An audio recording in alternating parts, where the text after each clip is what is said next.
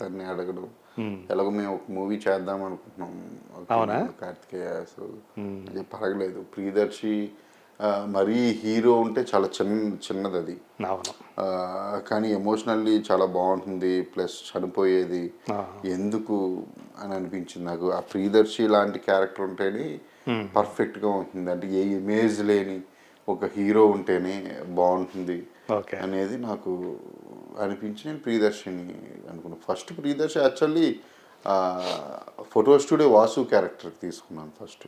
అవునా? యా, తీసుకుని negative role కదా, సరే ఇప్పుడు ప్రియదర్శికి ఉన్న పాజిటివ్కి బయట నేను అప్పుడే ఏదో సినిమా రిలీజ్ అయింది 1 year బ్యాక్, శర్వా గారిది, వీళ్ళందరూ యాక్ట్ చేసిన సినిమా. మరీ అసలు పాజిటివ్గా ఉన్నాడు. ఇతను నెగిటివ్ అంటే చాలా ఉన్నాయి. కాంటెంపరీ లైన్ ఉంది మొత్తం అంతా సినిమాలో. మళ్ళీ ఇది కూడా ఎందుకు రిస్క్ చేయడం అని చెప్పి అది ఇవ్వలేను దర్శి, మాస్క్ ఇస్తాను, మాస్క్ క్యారెక్టర్ చేసాను అని చెప్పి అది సింపుల్గా అనుకుని చేంజ్ చేశాను. అది బాగుంది. అది గెటప్ అదంతా కూడా పర్ఫెక్ట్గా కుదిరింది. అదొక సర్ప్రైజ్ ఎలిమెంట్. అంటే మీరు ఒక సినిమా రిలీజ్ అయ్యేదాకా ఏదైతే హైడ్ చేశారో అది నిజంగా అందరికీ ఒక సర్ప్రైజ్ ఎలిమెంట్ లాగా అనిపించింది. సినిమాకి సంబంధించి అంటే ఇంత సీరియస్, యాక్చువల్గా సబ్జెక్ట్ అయితే సీరియస్ సబ్జెక్టు, దాంట్లో మీరు ఇన్కార్పొరేట్ చేసినటువంటి ఫన్ ఎలిమెంట్స్ ప్రధానంగా అజయ్ ఘోష్, లక్ష్మణ్, కాశీరాజు, పులి, ఈ 2 క్యారెక్టర్లు.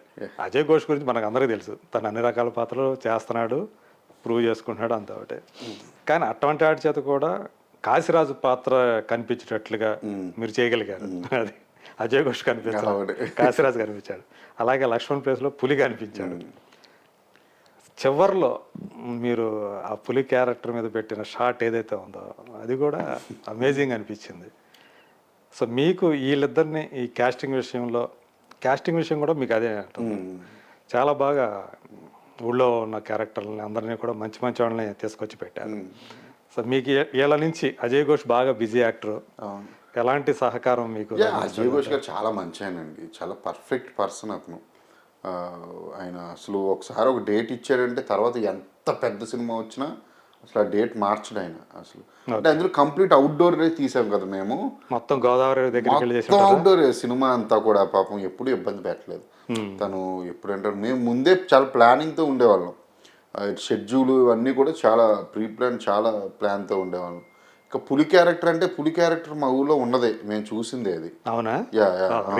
పేరు కూడా పులే, మేమే పిలిచేవాళ్ళం పులి అని. చచ్చిపోయాడు ఇప్పుడు, పాపం లేడు. అంటే మాకన్నా చాలా పెద్ద ఆయన, ఇలాగే సేమ్ గెటప్, అదే గెటప్తో ఉండేవాడు. ఏదో కళ్ళు కూడా పోయి కనిపించినట్టు ఉండేది అతనికి. ఆ క్యారెక్టర్ని తీసుకొచ్చి నేను పులిగా పెట్టాను నేను ఇందులో. కాశీరాజు పులి అంటే అది యూనో వాళ్ళిద్దరిది అసలు మామూలుగా పేర్లేదు, పడిపడి నవ్వి చచ్చిపోతున్నారు అసలు థియేటర్లో. అందులో ఈ కాశీరాజుకి నేను పెట్టిన 100 రూపాయల ఫిగరు, 50 రూపాయల ఫిగరు, రూపాయి పావలా ఫిగరు, అవన్నీ బాగా వర్కౌట్ అయ్యింది. అంటే పక్కా పల్లెటూరులో ఉండే కొన్ని క్యారెక్టర్స్ వాళ్ళు ఎలా మాట్లాడతారు అలాగే నేను అది పెట్టడం వల్లే ఆడియన్స్కి ఎక్కిన. ఇప్పుడు కాన్సెప్ట్ బ్యాక్డ్రాప్ ఇది, ఆ హ్యూమర్ అనేది 100% ఉండాలి, ఉంటుంది కూడా అందరికి. అజయ్ ఘోష్ క్యారెక్టర్లో కానివ్వండి, లక్ష్మణ్ క్యారెక్టర్లో కానివ్వండి, అది చూపించాను. ఎంత సీరియస్ సిచ్యువేషన్ అయినా సరే దాన్ని కామెడీ చేసి మాట్లాడుకునే వాళ్ళు ఉంటారు కొంతమంది. అవును, అది పట్టుకున్నా నేను అంతే. ఇప్పుడు ఊరందరూ సీరియస్గా ఉన్నప్పుడు అదే సీరియస్లో వీళ్ళు కామెడీ పంచులు వేస్తూ ఉంటారు చిన్న వెటకారంతో.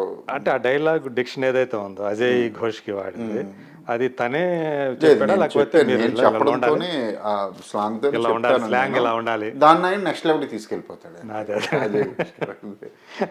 నేను ఎక్స్ప్లెయిన్ చేసినప్పుడే అలా నేను ఆ డైలాగ్ ఏ క్యారెక్టర్ ఎలా బిహేవ్ చేయాలో మొత్తం కూడా నేను చెప్తాను అందరికి. క్యారెక్టర్ బిహేవియర్ నేను ఆ మహాసముద్రం కానీ అందరికి. ఇప్పుడు గూను బాబ్జీ ఉంది, అన్ని నాకు రాసుకున్నప్పుడు నాకు ఫుల్ ప్లెజ్డ్ క్లారిటీ అవుతుంది కదా. సో నేను అందరికీ నేను చెప్పుకుంటాను. ఒక పక్కేమో మహాసముద్రం అయితే గూను బాబ్జీ, గూను ఉండే క్యారెక్టర్ డిఫరెంట్ క్యారెక్టర్ అతనిది. ఒక పక్కనేమో చుంచుమామ జగపతిబాబు గారిది ఒక క్యారెక్టర్, ఒక కారక్సన్లో డాడీది ఒక క్యారెక్టర్, రావు రమేష్ది ఒక క్యారెక్టర్, ఇందులో వస్తే బోల్ అని క్యారెక్టర్లు ఉన్నాయి. మరి క్యారెక్టర్స్ మీద నేను చెప్పలేదు, ఎందుకంటే ఆర్టిస్టులు అనేవాళ్ళు రోజుకో షూటింగ్కి వెళ్ళి వస్తారు. వాళ్ళకి ఏంటంటే అంత మరీ డీప్గా ఇన్వాల్వ్ అయిపోయి ఏమీ ఆలోచించరు క్యారెక్టరైజేషన్ గురించి. ఎందుకంటే ఒక్కొక్క రోజు ఒక్కొక్క షూటింగ్ వెళ్తారు కదా. సో మన దగ్గరికి వచ్చినప్పుడు మన క్యారెక్టర్లో మనం ఇన్వాల్వ్ అయ్యేటట్టు వాళ్ళు చేసుకోవాల్సిన బాధ్యత డైరెక్టర్ మీద ఉంది. అంటే నాకు మీరు ఒక పక్క రామ్ గోపాల్ వర్మ గారి శిష్యులుగా బాగా పేరుంది మీకు. మీ ఇద్దరు కలిసి బైకుల మీద తిరగటం, గురు శిష్యులిద్దరు. సో ఆయన స్కూల్ నుంచి వచ్చి మీరు ఒక విలేజ్ బ్యాక్డ్రాప్ ఫస్ట్ది కానివ్వండి, ఇది మూడోది కానివ్వండి చేయటం అనేది, అది కొత్త తరహాలో తీయటం అనేది, అంటే మీ మీద మీ చిన్నప్పటి నుంచి మీరు పెరిగిన వాతావరణం, అక్కడి పాత్రలు, వాటి యొక్క ప్రభావం ఉందా? ఈవెన్ గోడల మీద రాత్రలు కూడా, గోడల్లో మనకి గోడల మీద రాత్రలు అనేవి 100% ఉంటుంది సార్. నాకు హైదరాబాదు, ఆత్రేయపురం మా ఊరు తప్ప ఇంకోటి తెలియదు ప్లేస్. అసలు ఇంకో ప్లేస్కి నేను ఉండలేను. ఎప్పుడన్నా చెన్నై ఈ వర్క్ మీద వెళ్ళి 3 రోజులు ఉండడం నాకు బెంగ. ఆత్రేయపురం మీద బెంగ వచ్చేసి. ఆత్రేయపురం కదా, హైదరాబాద్ మీద. కానీ నాకు హైదరాబాద్ ఉంటే హైదరాబాద్లో ఉండాలి, లేదా ఆత్రేయపురంలో ఉండాలి అన్న సెన్స్. అంటే నాకు ఆ రెండు తప్ప నాకు వేరేది కూడా తెలియదు. అంత అలవాటు బెంగ వచ్చేస్తుంది. ఒకసారి ఫారెన్ వెళ్ళా, అసలు షూట్ 3 రోజులు 4 రోజు జ్వరం వస్తుంది. ఎప్పుడు వెళ్ళిపోతారా ఇండియా, ఎప్పుడు వెళ్ళిపోతారా హైదరాబాద్ అనిపించింది. సో అది హోమ్ సిక్ ఎక్కువ. అది చిన్నప్పటి నుంచి కూడా మనం పుట్టిపోయిన వాతావరణం తాలూకు వైబ్రేషన్స్ నాది ఏ డైరెక్టర్లో అయినా ఉంటాయి. ఇక ఆర్జీవి కూడా అంతే. ఆయన విలేజ్ తెలియదు. నేను అడిగా ఒకసారి ఎందుకు విలేజ్ బ్యాక్డ్రాప్ సినిమాలు చేయరని. ఒకే ఒక సినిమా ప్రేమ కదా చేశాడు ఆయన. అది ఇష్టం ఉండదు అన్నాడు ఆయన. సో ఒక్కొక్కరిది ఒక్కొక్క థాట్స్ ఉంటాయి కదా. నాకేంటంటే మోర్ కంఫర్ట్ అంటే ఆ రస్టిక్ సినిమా చేయాలనుకున్నప్పుడు నేను అటు సైడ్ వెళ్ళిపోతా. నాకు కొట్టిన పిండి అవన్నీ కూడా.